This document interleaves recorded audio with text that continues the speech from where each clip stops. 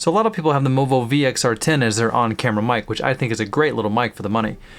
The problem is it comes with this cheap little shock mount, which really isn't very shock absorbing at all because it's all hard plastic. It looks like it's a shock mount, but in my opinion, doesn't work very well.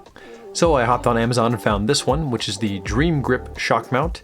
And it's better in the most basic way that a shock mount should be better, in that it has rubber bands in the middle to suspend the mic. Nice and cushy. It's going to keep the mic nice and suspended in the middle and keep those vibrations out of the mic and therefore out of your audio stream. I actually have my Movo VXR10 mounted on an articulating arm that comes over my computer monitor. Hang on, I'll show you. Camera 2. Oh, there's camera 1. And here's our DreamGrip shock mount from good old Amazon, going up this articulating arm and down to the back of the desk.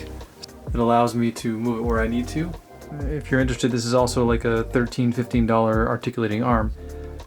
Really inexpensive, holds a mic of this size very, very well because this is a very, very lightweight mic and very lightweight shock mount. So this shock mount also gives you some extra articulation in the fact that it pivots with the bolt right there. So the Movo shock mount,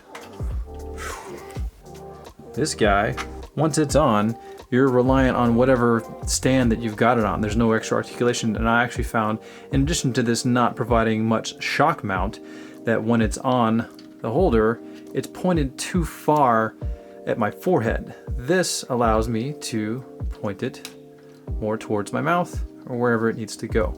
So because the articulating arm is actually still attached to my desk, I found that if I was here at the desk talking to the camera or doing something and I accidentally hit too much on the desk, accidentally leaning, whatever, that those vibrations were picking up quite well through this guy. And even though you might actually be hearing some now with the DreamGrip shock mount attached, it's a lot less than it was with this. And using this guy actually ruined some takes here and there. I had to go back and redo them. So yeah, lesson learned. So here's both shock mounts. The Movo VXR10 is mounted in the DreamGrip shock mount.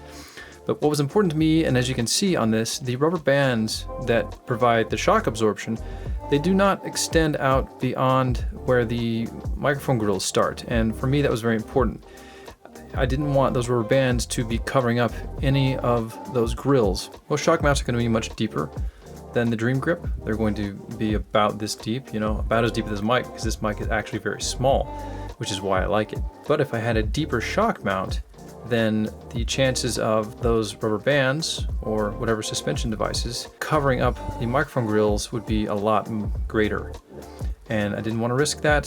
Found this one that fit the mic perfectly, and we're good to go. So overall, I would say this works great as a mic clip, but not very good as a shock mount. In addition, the mic's quite hard to get into this clip. I'm afraid I'm gonna break the whole thing just by trying to get the mic into its own clip, so yeah. So that's it. It's a good little shock mount. Good luck, have fun.